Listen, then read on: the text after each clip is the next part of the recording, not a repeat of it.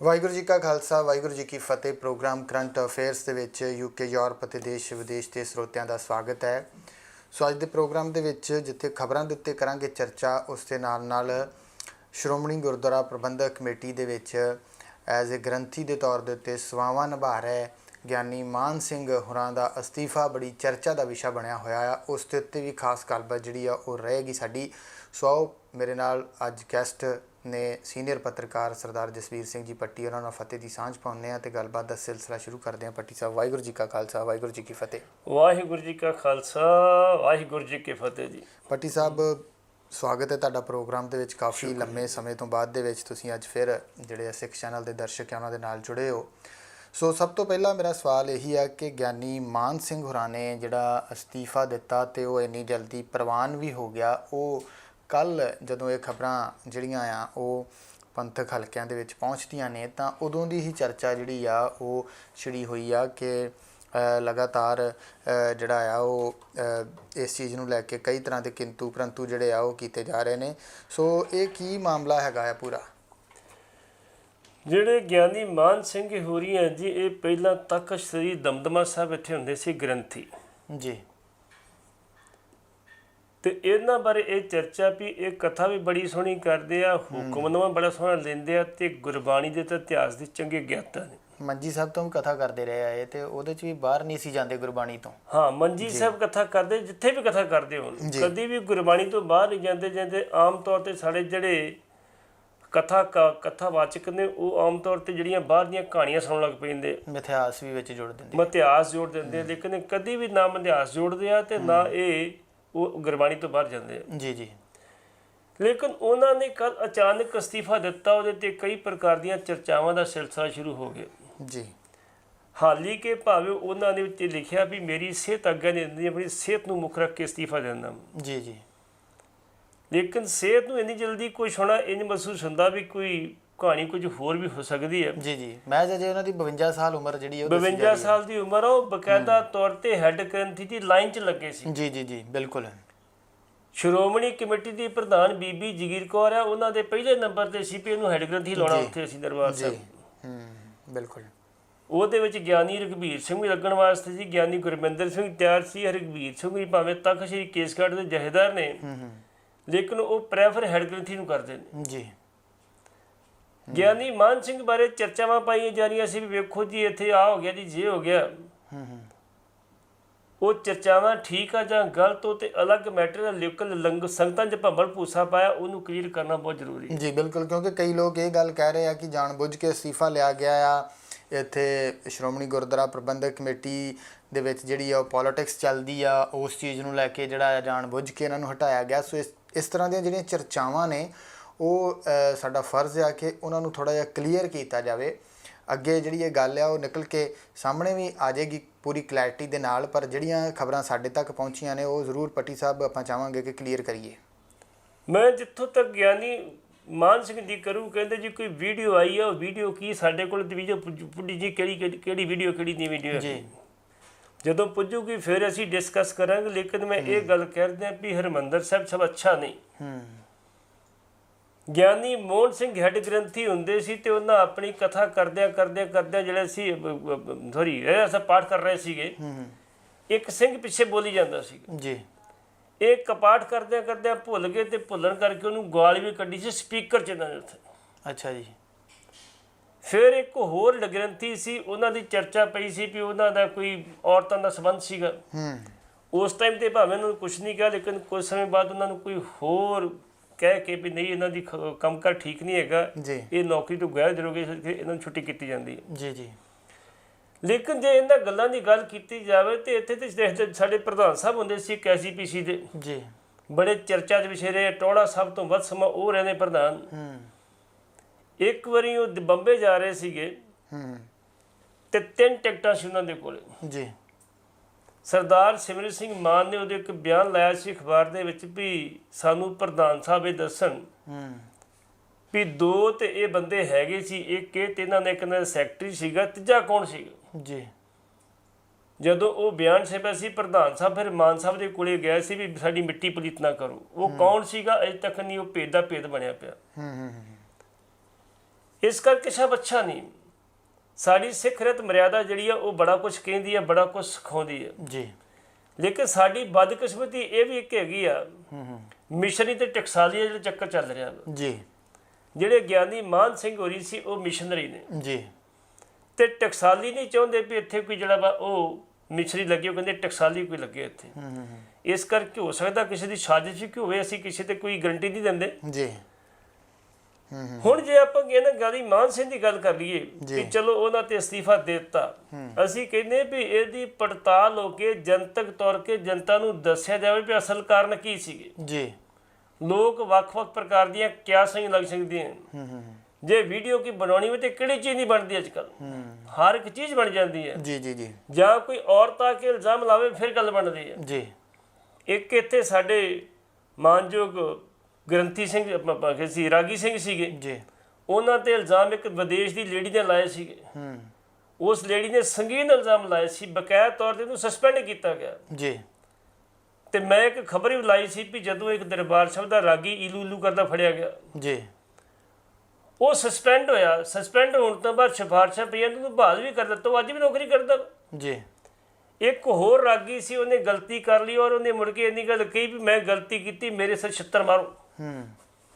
1 ਸਾਲ ਬਾਅਦ ਉਹਨੂੰ ਬਾਹਰ ਰੱਖਿਆ ਤੇ ਫਿਰ ਉਹਨੂੰ ਬਹਾਲ ਕੀਤਾ ਗਿਆ। ਇਸ ਕਰਕੇ ਜੇ ਇਹੋ ਜਿਹੀ ਕੋਈ ਗੱਲ ਹੈਗੀ, ਇਹ ਜਨਤਕ ਤੌਰ ਤੇ ਬਾਹਰ ਹੋਣੀ ਚਾਹੀਦੀ ਵੀ ਗਿਆਨੀ ਮਾਨ ਸਿੰਘ ਨੇ ਜੋ ਗਲਤੀ ਕੀਤੀ ਤੇ ਉਹ ਕਿਉਂ ਕੀਤੀ ਹੈ। ਜੇ ਉਹਨਾਂ ਦੀ ਗਲਤੀ ਹੋਈ ਹੈ ਤਾਂ ਉਹਨੂੰ ਮੰਨ ਲੈਣੀ ਚਾਹੀਦੀ ਹੈ। ਜੀ ਬਿਲਕੁਲ, ਕਿਉਂਕਿ ਗ੍ਰੰਥੀ ਸਿੰਘ ਜਿਹੜੇ ਆ ਉਹ ਰੱਖਣੇ ਵੀ ਸੀਗੇ ਹੁਣ, ਤੇ ਉਹਦੇ ਚ ਸਭ ਤੋਂ ਪਹਿਲੇ ਨੰਬਰ ਦੇ ਉੱਤੇ ਨਾਮ ਗਿਆਨੀ ਮਾਨ ਸਿੰਘ ਪਹਿਲੇ ਨੰਬਰ ਤੇ ਇਹਨਾਂ ਦਾ ਆ ਰਿਹਾ ਸੀ। ਹੁਣ ਮੈਂ ਗ੍ਰੰਥੀ ਭਰਤੀ ਕਰਨ ਦੀ ਗੱਲ ਤਾਂ ਦੱਸਣ ਲੱਗਾ ਜੀ। ਗਿਆਨੀ ਚਰਨ ਸਿੰਘ ਤੇ ਗਿਆਨੀ ਮੋਹਨ ਸਿੰਘ ਚੋਂ ਦੋਵਾਂ ਚ ਇੱਕ ਹੈਡੀ ਗ੍ਰੰਥੀ ਭਰਤੀ ਕਰਨਾ ਸੀ ਜੀ। ਬਕਾਇਦਾ ਤੌਰ ਤੇ ਕਮੇਟੀ ਬੈਠੀ ਭਰਤੀ ਕਰਨ ਵਾਲੀ। ਜੀ। ਕਮੇਟੀ ਨੇ ਦੋਵਾਂ ਦੇ ਜਿਹੜੇ ਸੀ ਟੈਸਟ ਲਿਆ। ਅੱਛਾ ਜੀ। ਜਿਹੜੇ ਗਿਆਨੀ ਚਰਨ ਸਿੰਘ ਹੋਰੀ ਸੀ ਉਹਨਾਂ ਨੇ ਬਕਾਇਦਾ ਤੌਰ ਤੇ ਗੁਰਬਾਣੀ ਬੋਲ ਕੇ ਦੱਸੀ ਵੀ ਆਹ ਜਿਹੜਾ ਸ਼ਬਦ ਇਹ ਨੱਕ 'ਚ ਬੋਲਣਾ, ਆਹ ਜ਼ਬਾਨ ਨੂੰ ਤਾਲੂ ਨੂੰ ਜਵਾਨ ਲਾ ਕੇ ਜਿਹੜੀ ਬੋਲਣਾ ਵਾ, ਇਹ ਸਭ ਦੱਸਿਆ ਉਹਨਾਂ ਨੇ ਜੀ ਵੀ ਇਹਦਾ ਮਤਲਬ ਇਹ ਬਣਦਾ, ਇਹਦਾ ਮਤਲਬ ਇਹ ਬਣਦਾ। ਜਿਹੜੀ ਕਮੇਟੀ ਸੀ ਉਹਨਾਂ ਨੇ ਉਹਨੂੰ ਪਾਸੇ ਕਰ ਦਿੱਤਾ ਤੇ ਉਹਦੀ ਜਗ੍ਹਾ ਤੇ ਗਿਆਨੀ ਮੋਹਨ ਸਿੰਘ ਨੂੰ ਰੱਖ ਲਿਆ। ਜੀ। ਉਹ ਕਹਿੰਦਾ ਮੈਨੂੰ ਪਤਾ ਸੀ ਮੇਰੀ ਸਿਫਾਰਿਸ਼ ਕੋਈ ਨਹੀਂ, ਤੁਸੀਂ ਮੈਨੂੰ ਰੱਖਣਾ ਨਹੀਂਗਾ, ਲੇਕਿਨ ਮੈਨੂੰ ਇਹ ਤੁਸੀਂ ਦੱਸ ਦਿਓ ਮੈਨੂੰ ਨੰਬਰ ਕਿੰਨੇ ਦਿੱਤੇ ਤੁਸੀਂ। ਜੀ। ਤੇ ਗਿਆਨੀ ਮੋਹਨ ਸਿੰਘ ਨੂੰ ਕਿੰਨੇ ਦਿੱਤੇ ਆ? ਉਹ ਕਹਿੰਦੇ ਗਿਆਨੀ ਮੋਹਨ ਸਿੰਘ ਨੂੰ 37 ਨੰਬਰ ਦਿੱਤੇ ਅਸੀਂ। ਜੀ। ਤੇ ਗਿਆਨੀ ਚਰਨ ਸਿੰਘ ਨੂੰ 99 ਨੰਬਰ ਦਿੱਤੇ ਸੀਗੇ। ਜੀ। ਲੇਕਿਨ ਉਹਦੀ ਨਿਯੁਕਤੀ ਨਹੀਂ ਹੋਈ, 37 ਨੰਬਰਾਂ ਦੀ ਹੋ ਗਈ ਸੀ। ਜੀ। ਇਸ ਕਰਕੇ ਅਸੀਂ ਕਹਿੰਦੇ ਵੀ ਜਦੋਂ ਤੁਸੀਂ ਗ੍ਰੰਥੀ ਭਰਤੀ ਕਰਦੇ ਹੋ ਉਦੋਂ ਚੰਗੀ ਤਰ੍ਹਾਂ ਵੇਖ ਲਓ ਵੀ ਕੱਚਾ ਪਿੱਲਾ ਨਾ ਕੋਈ ਹੋਵੇ, ਵੀ ਮਾੜਾ ਚੰਗਾ ਨਾ ਹੋਵੇ। ਵੈਸੇ ਤੇ ਕਹਿੰਦੇ ਦੁੱਧ ਤੇ ਬੁੱਧ ਫੁੱਟਦਿਆਂ ਕੋਈ ਚਿਰ ਨਹੀਂ ਲੱਗਦਾ। ਜੀ। ਕੁਝ ਵੀ ਹੋ ਸਕਦਾ ਵਾ। ਸ਼੍ਰੋਮਣੀ ਕਮੇਟੀ ਦਾ ਇੱਕ ਸਕੱਤਰ ਵੀ ਤੁਹਾਨੂੰ ਪਤਾ ਉਹਦੀਆਂ ਅਖਬਾਰਾਂ 'ਚ ਫੋਟੋ ਛਪ ਗਈਆਂ ਸੀ। ਸਭ ਅੱਛਾ ਨਹੀਂ ਹੈ ਜੀ, ਲੇਕਿਨ ਫਿਰ ਵੀ ਬੀਬੀ ਜਗੀਰ ਕੌਰ ਜਦੋਂ ਦੀ ਆਈ ਉਹਨੇ ਕੁਝ ਕੋਸ਼ਿਸ਼ ਕੀਤੀ ਹੈ ਸੁਧਾਰ ਕਰਨ ਦੀ। ਜੀ। ਅਸੀਂ ਚਾਹੁੰਦੇ ਵੀ ਹੋਰ ਸੁਧਾਰ ਕਰਨ ਦੀ ਲੋੜ, ਕਾਫੀ ਲੋੜ ਹੈਗੀ ਆ। ਜੀ ਜੀ। ਲੇਕਿਨ ਜਿਹੜੇ ਬੱਚਾ ਵੰਝ ਮਾਰੂ ਆਏ ਨੇ ਸਿਫਾਰਸ਼ੀ, ਜੇ ਉਹਨੇ ਹੁਣ ਕੋਈ ਟਕਸਾਲੀਆਂ ਦੀ ਗੱਲ ਨਹੀਂ ਮੰਨੀ ਤਾਂ ਉਹਨਾਂ ਮੋਰਚਾ ਖੋਲ੍ਹਤਾ ਉਹਦੇ ਖਿਲਾਫ। ਜੀ। ਉਹ ਪਰਵਾਹ ਨਹੀਂ ਕਰਦੀ, ਜੋ ਤੁਸੀਂ ਬੋਲਣਾ ਬੋਲੀ ਜਾਓ, ਮੈਂ ਆਪਣਾ ਕੰਮ ਕਰੀ ਜਾਣਾ ਜੀ। ਬਿਲਕੁਲ। ਇਸ ਕਰਕੇ ਅਸੀਂ ਕਹਿੰਦੇ ਜਦੋਂ ਨਿਯੁਕਤੀ ਕਰਨੀ ਆ ਉਦੋਂ ਚੰਗੀ ਤਰ੍ਹਾਂ ਉਸ ਬੰਦੇ ਦਾ ਪਿਛੋਕੜ, ਉਹਦਾ ਖਾਨਦਾਨ ਸਭ ਕੁਝ ਘੋਖ ਲਿਆ ਜਾਵੇ ਵੀ ਇਹ ਬੰਦਾ ਭਵਿੱਖ ਦੇ ਵਿੱਚ ਕੋਈ ਗਲਤੀ ਤਾਂ ਨਹੀਂ ਕਰੇਗਾ। ਜੀ ਬਿਲਕੁਲ। ਤੇ ਗਿਆਨੀ ਮਾਨ ਸਿੰਘ ਦੀ ਜਿਹੜੀ ਇਹ ਸੱਚਾਈ ਸਾਹਮਣੇ ਆਉਣੀ ਚਾਹੀਦੀ ਆ ਕਿ ਇਹਨਾਂ ਗਲਤੀ ਕੀਤੀ ਕਿ ਇਹਨਾਂ ਨੂੰ ਫਸਾਇਆ ਗਿਆ। ਜੀ ਬਿਲਕੁਲ, ਜ਼ਰੂਰ ਇਹ ਗੱਲ ਜਿਹੜੀ ਆ ਉਹ ਸਾਹਮਣੇ ਆਉਣੀ ਚਾਹੀਦੀ ਆ ਕਿ ਆਖਰ ਪੂਰਾ ਮਾਜਰਾ ਜਿਹੜਾ ਆ ਉਹ ਹੈ ਕੀ ਆ, ਤੇ ਹੋ ਸਕਦਾ ਕਿ ਆਉਂਦੇ ਦਿਨਾਂ ਦੇ ਵਿੱਚ ਇਹ ਚੀਜ਼ ਜਿਹੜੀ ਆ ਉਹ ਕਲੀਅਰ ਵੀ ਹੋ ਜਾਵੇ। ਪਰ ਇਸ ਵੇਲੇ ਜਿਹੜੀ ਚਰਚਾ ਚੱਲ ਰਹੀ ਹੈ ਉਹਦੇ ਵਿੱਚ ਦੋ ਧਿਰਾਂ ਜਿਹੜੀਆਂ ਉਹ ਬਣ ਗਈਆਂ ਨੇ ਤੇ ਉਹਨਾਂ ਦੇ ਵਿੱਚ ਸ਼ਬਦੀ ਜੰਗ ਜਿਹੜੀ ਹੈ ਸੋਸ਼ਲ ਮੀਡੀਆ ਦੇ ਉੱਤੇ ਚੱਲ ਰਹੀ ਹੈ। ਸੋ ਅਸੀਂ ਗੱਲ ਕਰਦੇ ਹਾਂ ਆਪਣੀ ਅਗਲੀ ਖਬਰ ਦੀ। ਨਵਜੋਤ ਸਿੰਘ ਸਿੱਧੂ ਹੋਰਾਂ ਬਾਰੇ ਗੱਲ ਕਰੀਏ ਤਾਂ ਪੱਟੀ ਸਾਹਿਬ ਨਵਜੋਤ ਸਿੰਘ ਸਿੱਧੂ ਹੋਰਾਂ ਦਾ ਵੀ ਬੜਾ ਰੇੜਕਾ ਇਸ ਵੇਲੇ ਜਿਹੜਾ ਪਿਆ ਹੋਇਆ ਆ। ਪੰਜਾਬ ਕਾਂਗਰਸ ਦਾ ਪ੍ਰਧਾਨ ਕੈਪਟਨ ਸਾਹਿਬ ਉਹਨਾਂ ਨੂੰ ਲੱਗਣ ਨਹੀਂ ਦਿੰਦੇ। ਡਿਪਟੀ ਸੀਐਮ ਦੇ ਬਾਰੇ ਚਰਚਾ ਛਿੜੀ ਆ ਪਰ ਅਹੁਦਾ ਅਜੇ ਤੱਕ ਮਿਲਿਆ ਨਹੀਂ ਗਾ। ਪਹਿਲਾਂ ਵੀ ਕਈ ਚਰਚਾਵਾਂ ਰਹੀਆਂ ਨੇ, ਇਸੇ ਤਰ੍ਹਾਂ ਹੀ ਕੁਝ ਦਿਨ ਬੋਲ ਕੇ ਫਿਰ ਚੁੱਪ ਕਰ ਜਾਂਦੇ ਆ। ਪਰ ਹੁਣ ਇਲੈਕਸ਼ਨ ਸਿਰ ਦੇ ਉੱਤੇ ਆ, ਤੁਸੀਂ ਕੀ ਅਨੁਮਾਨ ਲਗਾਉਂਦੇ ਹੋ? ਨਵਜੋਤ ਸਿੰਘ ਸਿੱਧੂ ਦੇ ਵਿੱਚ ਸਿਰਫ 2 ਗੁਣ ਨੇ, ਬਾਕੀ ਸਾਰੇ ਔਗਣੀ ਔਗਣੇ। ਜੀ। ਪਹਿਲਾ ਗੁਣ ਉਹਦੇ ਵਿੱਚ ਉਹ ਆ ਵੀ ਅੱਜ ਦੀ ਡੇਟ ਤੱਕ, ਮੈਂ ਕੱਲ ਦੀ ਗੱਲ ਨਹੀਂ ਕਰਦਾ, ਅੱਜ ਦੀ ਡੇਟ ਤੱਕ ਉਹ ਇਮਾਨਦਾਰ ਹੈ। ਜੀ। ਤੇ ਇੱਥੋਂ ਤੱਕ ਦਾਨੀ ਆ ਤੇ ਜਦੋਂ ਖਟਕੜ ਕਲਾਂ ਗਿਆ ਸੀ ਭਗਤ ਸਿੰਘ ਹੋਰਾਂ ਦੇ ਮਿਊਜ਼ੀਅਮ ਦੇ ਵਿੱਚ ਤੇ ਕੁੰਡੀ ਲੱਗੀ ਵੇਖੀ ਵੀ ਇਹ ਕੁੰਡੀ ਕੋਲ ਆਈ ਆ ਬਾਈ। ਉਹ ਕਹਿਣ ਲੱਗੇ ਜੀ ਕੁੰਡੀ ਇਸ ਕਰਕੇ ਲਈ ਤੁਹਾਡੇ ਆਉਣ ਕਰਕੇ ਲਾਈ, ਵੈਸੇ ਇੱਥੇ ਲਾਈਟ ਬੰਦ ਆ। 2.5 ਲੱਖ ਰੁਪਇਆ ਬਿੱਲ ਪੇ ਨਹੀਂ ਕਰ ਰਿਹਾ, ਨਾ ਸਰਕਾਰ ਕਰੀ ਨਹੀਂ ਕੋਈ ਕਰ ਰਿਹਾ, ਤੇ ਅਸੀਂ ਕਿੱਥੋਂ ਕਰੀਏ ਜੀ। ਉਸ ਵਿਅਕਤੀ ਨੇ ਆਪਣੀ ਚੈੱਕ ਬੁੱਕ ਚੋਂ ਕੱਢ ਕੇ ਐਕਸ਼ਨ ਉਸੇ ਵੇਲੇ ਕਿਹਾ ਸੀ ਵੀ ਇਹਨਾਂ ਦਾ ਮੀਟਰ ਹੁਣੇ ਚਾਲੂ ਕੀਤਾ ਜਾਵੇ ਤੇ ਚੈੱਕ ਮੇਰੇ ਕੋਲ ਲੈ ਲਓ। ਬਿਲਕੁਲ। ਨਵਜੋਤ ਸਿੰਘ ਸਿੱਧੂ ਇੱਕ ਅਜਿਹਾ ਸਿਆਸਤਦਾਨ ਸੀਗਾ, ਅਜਨਾਲਾ ਹਲਕਾ ਜਦੋਂ ਲੋਕ ਸਭਾ ਦੇ ਮੈਂਬਰ ਸੀ ਤੇ ਉੱਥੇ ਅੱਗ ਲੱਗ ਗਈ, ਅੱਗ ਲੱਗ ਕੇ ਕਣਕ ਸੜ ਗਈ। ਜੀ ਜੀ ਜੀ ਜੀ। ਉਹਨਾਂ ਨੇ ਕਿਹਾ ਵੀ ਜਿੰਨੇ ਸਰਕਾਰ ਪੈਸੇ ਦੇਊਗੀ ਉਹਨੇ ਪੈਸੇ ਮੈਂ ਆਪਣੀ ਜੇਬ 'ਚ ਦੇਵਾਂਗਾ ਜੀ। ਸਰਕਾਰ ਨੇ ਐਸਟੀਮੇਟ ਲਾਇਆ ਵੀ 30 ਲੱਖ ਰੁਪਏ ਦੇਣਾ ਇਹਨਾਂ ਨੂੰ ਅਸੀਂ। ਸਰਕਾਰ ਐਸਟੀਮੇਟ ਲਾ ਕੇ ਸੌ ਗਈ ਤੇ ਉਹ ਬੰਦਾ ਆਪਣੀ ਜੇਬ 'ਚੋਂ 30 ਲੱਖ ਰੁਪਏ ਦੇ ਕੇ ਕਿਸਾਨਾਂ ਨੂੰ ਆ ਗਿਆ ਸੀ। ਜੀ ਜੀ ਬਿਲਕੁਲ। ਇਸ ਤਰ੍ਹਾਂ ਦੀਆਂ ਕਈ ਉਦਾਹਰਨਾਂ ਇਹ ਉਦਾਹਰਨਾਂ ਉਹਦੀਆਂ ਕਈ ਹੈਗੀਆਂ ਜੀ। ਉਹਦੀ ਇਮਾਨਦਾਰੀ ਤੇ ਅੱਜ ਦੀ ਡੇਟ ਤੱਕ ਕੋਈ ਸ਼ੱਕ ਨਹੀਂ ਕੀਤਾ ਜਾਂਦਾ। ਬਿਲਕੁਲ। ਜਿਹੜੀ ਬਾਰਡਰ ਏਰੀਆ ਦੇ ਵਿੱਚ ਬੱਚਿਆਂ ਦੀ ਵੈਨ ਜਿਹੜੀ ਪਲਟ ਗਈ ਸੀ, ਜਿਹੜੇ ਬੱਚੇ ਕੱਢੇ ਸੀ, ਉਹਨੂੰ ਵੀ ਆਪਣੇ ਕੋਲੋਂ ਲੱਖ ਰੁਪਈਆ ਦਿੱਤਾ ਸੀਗਾ, ਇਨਾਮ ਦਿੱਤਾ ਸੀਗਾ ਜੀ। ਇੱਕ ਨਹੀਂ ਬੜੀਆਂ ਐਗਜ਼ਾਮਪਲਾਂ ਹੈਗੀਆਂ ਉਹਦੀਆਂ। ਬਿਲਕੁਲ। ਫਿਰ ਦੂਸਰੀ ਚੀਜ਼ ਜਿਹੜੀ ਆ ਉਹਦੇ ਚ ਦੂਜੀ ਆ ਕਰਾਊਡ ਪੁੱਲਰ ਜੀ। ਜਦੋਂ ਸਟੇਜ ਤੇ ਆਉਂਦਾ ਉਹ ਲਾਫਟਰ ਚੈਨਲ ਵਾਂਗੂ ਕਾਫੀ ਗੱਲਾਂ ਕਰਨੀਆਂ ਜਾਣਦਾ ਵਾ ਜੀ। ਸੈਲੀਬ੍ਰਿਟੀ ਹੈਗਾ ਵਾ, ਉਹ ਲੋਕ ਇਕੱਠੇ ਕਰ ਰਹਿੰਦਾ ਜੀ।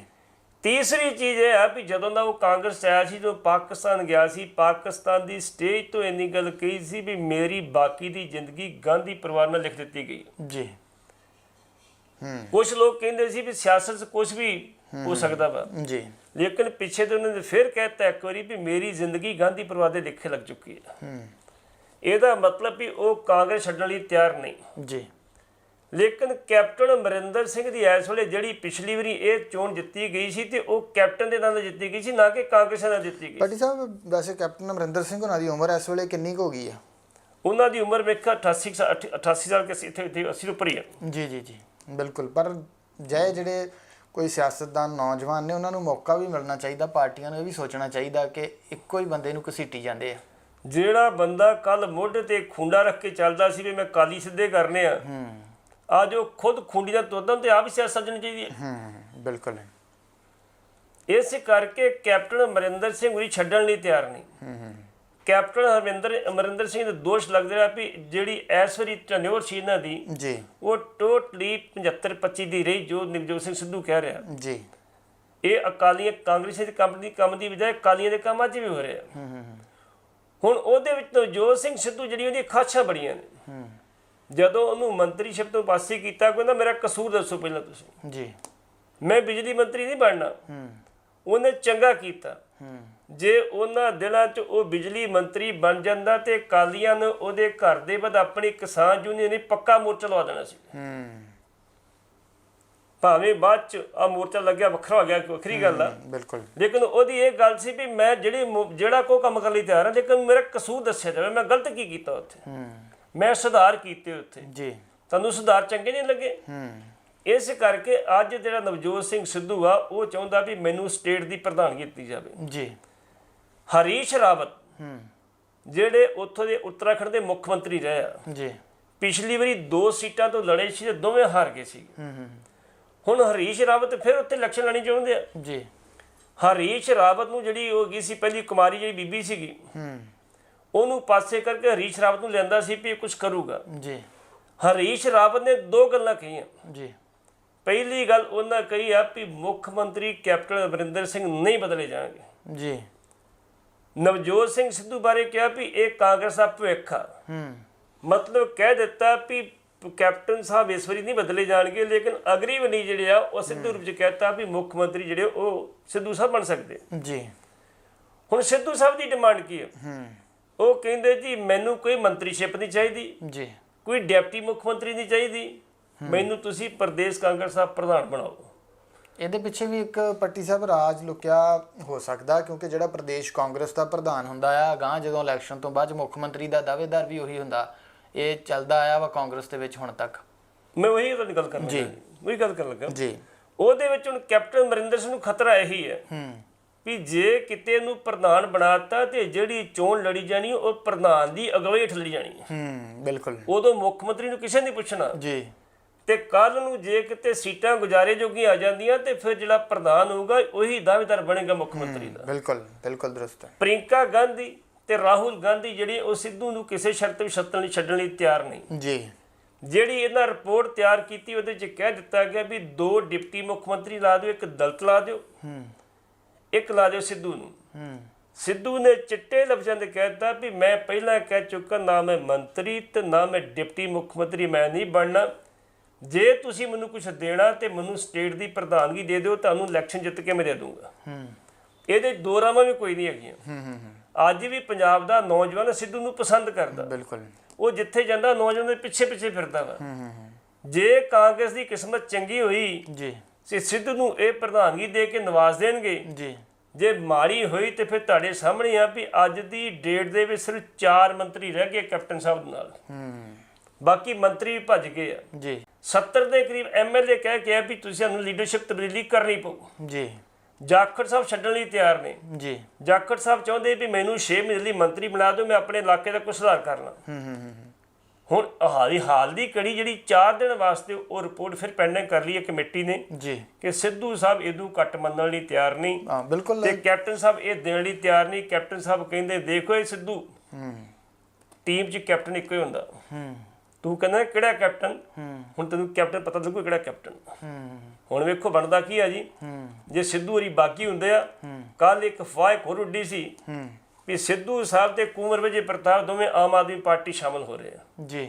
ਜਿਹੜੇ ਪਾਸੇ ਜਾਣਗੇ ਉਹਦਾ ਪੱਲਾ ਜ਼ਰੂਰ ਚੁੱਕੇਗਾ ਜੀ। ਜੀ ਬਿਲਕੁਲ ਬਿਲਕੁਲ। ਫਿਲਹਾਲ ਜਿਹੜੀ 3 ਮੈਂਬਰੀ ਕਮੇਟੀ ਆ ਉਹਨੇ ਫਿਲਹਾਲ ਅਜੇ ਹੱਥ ਜਿਹੜੇ ਆ ਉਹਨਾਂ ਦੇ ਖੜੇ ਹੀ ਆ, ਜੇ ਕੋਈ ਮਸਲੇ ਦੇ ਹੱਲ ਤੱਕ ਜਿਹੜੀ ਉਹ ਨਹੀਂ ਪਹੁੰਚੀ। ਅਗਲੀ ਗੱਲ ਕਰਦੇ ਹਾਂ ਅਸੀਂ ਅਕਾਲੀ ਦਲ ਪੱਟੀ ਸਾਹਿਬ ਬਸਪਾ ਦੇ ਨਾਲ, ਭਾਜਪਾ ਤੋਂ ਬਾਅਦ ਬਸਪਾ ਦੇ ਨਾਲ ਹੁਣ ਮੀਟਿੰਗਾਂ ਦਾ ਦੌਰ ਜਿਹੜਾ ਆ ਉਹ ਜਾਰੀ ਆ, ਪਰ ਇਸ ਚੀਜ਼ ਨੂੰ ਵੀ ਬੜਾ ਖਤਰਨਾਕ ਤਰੀਕੇ ਦੇ ਨਾਲ ਦੇਖਿਆ ਜਾ ਰਿਹਾ ਆ ਕਿਉਂਕਿ ਇਹ ਪਾਰਟੀ ਜਿਹੜੀ ਆ ਬਸਪਾ ਉਹ ਮੰਨੀ ਜਾਂਦੀ ਆ ਕਿ ਇਹ ਜਿਹੜੇ ਗਰੀਬ ਗੁਰਬੇ ਐਸੀ ਵਰਗ ਸਾਰਾ ਜਿਹੜਾ ਆ ਉਹਦੇ ਨਾਲ ਸੰਬੰਧਿਤ ਪਾਰਟੀ ਆ ਤੇ ਹਮੇਸ਼ਾ ਹੀ ਉਹਨਾਂ ਨੂੰ ਉੱਪਰ ਚੁੱਕਣ ਦੀ ਗੱਲ ਜਿਹੜੀ ਉਹ ਕਰਦੀ ਆਈ ਆ। ਪਰ ਜੇ ਅਕਾਲੀ ਦਲ ਨਾਲ ਇਹਦਾ ਗੱਠਜੋੜ ਹੋ ਜਾਂਦਾ ਆ ਤੇ ਕਿਤੇ ਨਾ ਕਿਤੇ ਮਾਇਆਵਤੀ ਜਿਹੜੀ ਆ ਉਹ ਗਰੀਬਾਂ ਦੇ ਹੱਕ ਜਿਹੜੇ ਆ ਉਹ ਵੇਚੇਗੀ ਤੇ ਉਹਨਾਂ ਦੇ ਸਿਵਿਆਂ ਤੇ ਸਿਆਸਤ ਜਿਹੜੀ ਆ ਉਹ ਕਰੇਗੀ।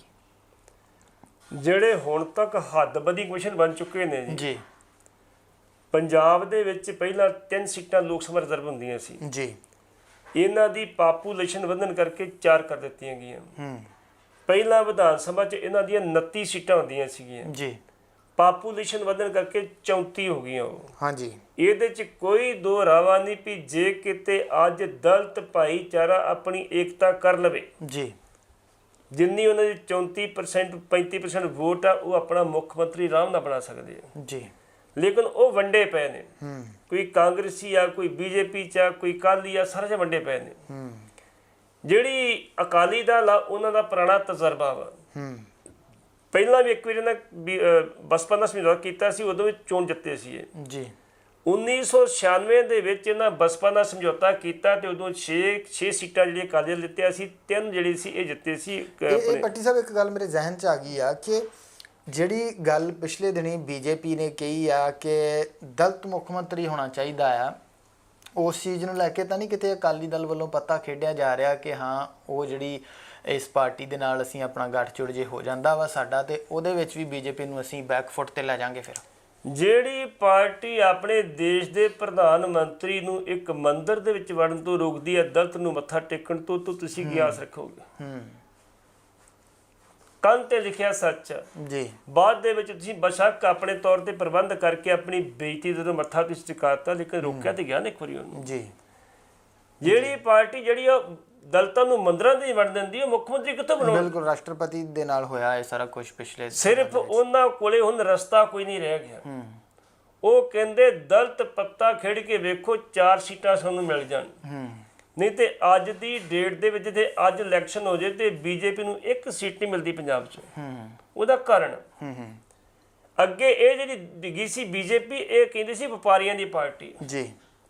ਅੱਜ ਵਪਾਰੀ ਵੀ ਦੁਖੀ ਆ, ਮੁਲਾਜ਼ਮ ਵੀ ਦੁਖੀ ਆ, ਕਿਸਾਨ ਵੀ ਦੁਖੀ। ਇਹ ਹੁਣ ਕਾਰਪੋਰੇਟਾਂ ਦੀ ਪਾਰਟੀ ਬਣ ਕੇ ਰਹਿ ਗਈ ਬਸ ਜੀ। ਤੇ ਕਾਰਪੋਰੇਟਾਂ ਕੋਲ ਪੈਸੇ ਤਾਂ ਹੋ ਸਕਦੇ ਆ, ਸਕੀਮਾਂ ਤਾਂ ਹੋ ਸਕਦੀਆਂ ਵਾ ਜੀ, ਲੇਕਿਨ ਵੋਟ ਬੈਂਕ ਨਹੀਂ ਜੀ ਜੀ। ਇਸ ਕਰਕੇ ਇਹ ਪੱਤਾ ਖੇਡ ਰਿਹਾ ਵੀ ਜਿਹੜਾ ਦਲਿਤ ਪੱਤਾ ਖੇਡ ਕੇ ਤੁਸੀਂ ਕਹੀ ਜੀ ਸਾਡਾ ਦਲਿਤ ਮੁੱਖ ਮੰਤਰੀ ਬਣਾਵਾਂਗੇ, ਨਾ ਇਹਨਾਂ ਬਣਾਉਣਾ ਤੇ ਨਾ ਬਣ ਸਕਣਾ। ਬਿਲਕੁਲ ਕੋਈ ਜਿਸ ਤਰ੍ਹਾਂ ਦਲਿਤ ਵੰਡੇ ਪਏ ਉਹਨਾਂ ਇਕੱਠੇ ਇੱਕ ਮੰਚ ਤੇ ਨਹੀਂ ਹੋ ਸਕਣਾ। ਸਭ ਨੂੰ ਪਤਾ ਵਾ ਜੀ। ਸਿਰਫ ਉਹ ਪੱਤਾ ਖੇਡ ਰਿਹਾ ਇੱਕ। ਉਹਦੇ ਵਿੱਚ ਇਹਨਾਂ ਕਹਿਤਾ ਜੀ ਵੇਖੋ ਜੀ ਅਮਿਤ ਸ਼ਾਹ ਨੇ ਇਲੈਕਸ਼ਨ ਲੜਨੀ, ਇੱਥੇ ਆਪ ਆ ਕੇ ਉਹਨਾਂ ਨੇ ਬੰਗਲਾ ਚੰਡੀਗੜ੍ਹ 'ਚ ਲੈ ਲਿਆ ਜੀ, ਅਸੀਂ ਜੰਗੀ ਪੰਦੇ ਤੇ ਇਲੈਕਸ਼ਨ ਲੜਾਂਗੇ ਜੀ। ਜੀ ਭਾਈ ਪਹਿਲਾਂ ਆਪਣਾ ਆਪ ਤੇ ਸੰਭਾਲੋ, ਤੁਹਾਨੂੰ ਤਾਂ ਲੋਕੀ ਬਾਹਰ ਨਹੀਂ ਨਿਕਲ ਦਿੰਦੇ। ਬਿਲਕੁਲ ਇੱਥੋਂ ਤੱਕ ਕਹਿ ਦਿੱਤਾ ਗਿਆ ਸੀ ਕਿਸਾਨਾਂ ਨੇ, ਭਾਈ ਇਹਨਾਂ ਨੂੰ ਅਸੀਂ ਪ੍ਰਾਈਵੇਟ ਸਮਾਗਮ 'ਚ ਬਾਹਰ ਨਹੀਂ ਜਾਣ ਦੇਣਾ।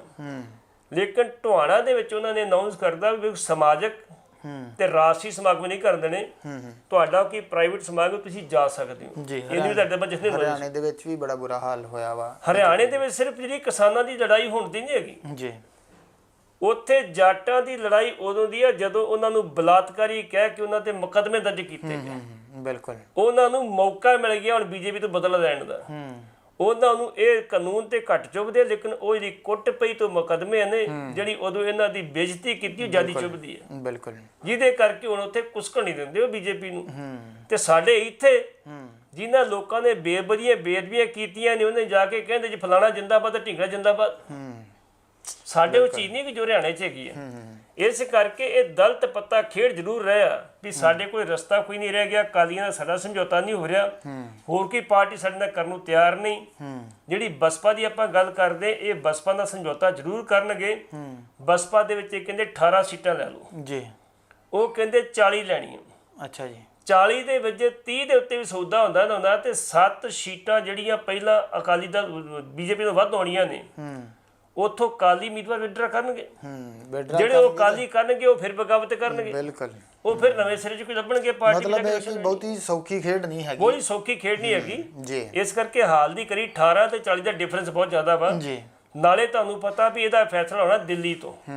ਇੱਥੇ ਜਿੰਨੀਆਂ ਮਰਜ਼ੀ ਜਸਬੀਰ ਸਿੰਘ ਗੜੀ ਹੋਰੀ ਮੀਟਿੰਗਾਂ ਕਰ ਲੈਣ, ਗੱਲ ਨਹੀਂ ਬਣਨੀ, ਗੱਲ ਬਣਨੀ ਜਾ ਕੇ ਉੱਪਰ। ਜੀ ਬਿਲਕੁਲ। ਭੱਟੀ ਸਾਹਿਬ ਲਾਸਟ ਤੇ ਥੋੜੀ ਜੀ ਗੱਲ ਕਿਸਾਨਾਂ ਦੀ ਕਰ ਲਈਏ। ਕਿਸਾਨਾਂ ਦੇ ਇਸ ਵੇਲੇ ਕੀ ਪੋਜੀਸ਼ਨ ਹੈਗੀ ਆ? ਬਹੁਤ ਸਾਰੇ ਜਿਹੜੇ ਦਰਸ਼ਕ ਨੇ ਉਹ ਵਿਦੇਸ਼ਾਂ ਤੋਂ ਫੋਨ ਕਰਕੇ ਵੀ ਪੁੱਛਦੇ ਆ ਕਿ ਅੱਜ ਕੱਲ੍ਹ ਮੀਡੀਆ ਨਹੀਂ ਜ਼ਿਆਦਾ ਦਿਖਾ ਰਿਹਾ। ਪਹਿਲਾਂ ਤਾਂ ਸੋਸ਼ਲ ਮੀਡੀਆ ਦੇ ਉੱਤੇ ਵੀ ਬੜੀ ਚਰਚਾ ਰਹੀ ਆ, ਪਰ 26 ਜਨਵਰੀ ਤੋਂ ਬਾਅਦ ਦੇ ਵਿੱਚ ਬਹੁਤ ਜ਼ਿਆਦਾ ਜਿਹੜਾ ਆ ਉਹ ਮੀਡੀਆ ਨੇ ਦਿਖਾਉਣਾ ਘੱਟ ਕਰ ਦਿੱਤਾ ਆ। ਕੁਝ ਚੈਨਲ ਜਿਹੜੇ ਆ ਉਹ ਜ਼ਰੂਰ ਦਿਖਾ ਰਹੇ ਆ, ਪਰ ਜ਼ਿਆਦਾਤਰ ਚੈਨਲ ਨਹੀਂ ਦਿਖਾ ਰਹੇ। ਸੋ ਉਹਦੇ ਉੱਤੇ ਥੋੜ੍ਹੀ ਜਿਹੀ ਅਸੀਂ ਗੱਲ ਕਰਨੀ ਚਾਹਾਂਗੇ ਕਿ ਕਿਸਾਨਾਂ ਦੀ ਇਸ ਵੇਲੇ ਕੀ ਪੋਜੀਸ਼ਨ ਤੁਸੀਂ ਦੇਖ ਰਹੇ ਹੋ? ਆਉਂਦੇ ਸਮੇਂ ਦੇ ਵਿੱਚ ਕੀ ਅਸਾਰ ਨੇ ਕਿ ਸਰਕਾਰ ਨਾਲ ਮੀਟਿੰਗ ਜਿਹੜੀ ਆ ਉਹ ਜਲਦ ਹੋ ਸਕਦੀ ਆ, ਜਾਂ ਕੀ ਕੁਝ ਚੱਲ ਰਿਹਾ?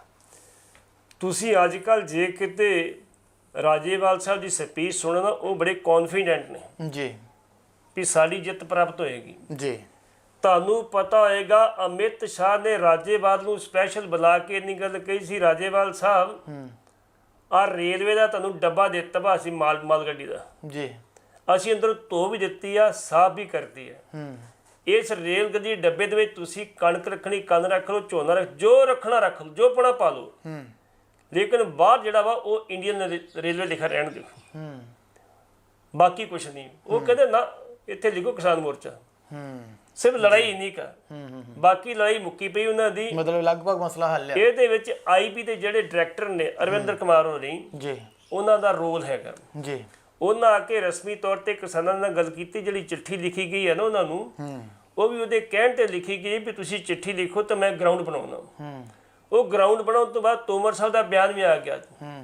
ਖੇਤੀਬਾੜੀ ਮੰਤਰੀ ਨੇ ਕਹਿਤਾ ਵੀ ਕੋਈ ਠੋਸ ਰੂਪ 'ਚ ਤੁਸੀਂ ਸਕੀਮ ਲੈ ਕੇ ਅਸੀਂ ਗੱਲਬਾਤ ਲਈ ਤਿਆਰ ਹਾਂ ਜੀ। ਭਾਈ ਠੋਸ ਤੁਹਾਨੂੰ ਸਾਰੀ ਗੱਲਾਂ 'ਚ ਹਰਾ ਚੁੱਕੇ ਨੇ ਉਹ, ਇਹ ਠੋਸ ਦੀ ਗੱਲ ਕਰਦੇ ਤੁਸੀਂ ਜੀ। ਇਸ ਕਰਕੇ ਉਹ ਲੱਗੇ ਨੇ ਆਈਬੀ ਦੇ ਮੁਖੀ। ਉਮੀਦ ਆ ਵੀ ਆਉਣ ਵਾਲੇ ਦਿਨ ਤੁਹਾਨੂੰ ਪਤਾ ਏਜੰਸੀਆਂ ਬੜਾ ਕੁਝ ਕਰਾ ਦਿੰਦੀਆਂ ਹੁੰਦੀਆਂ ਜੀ।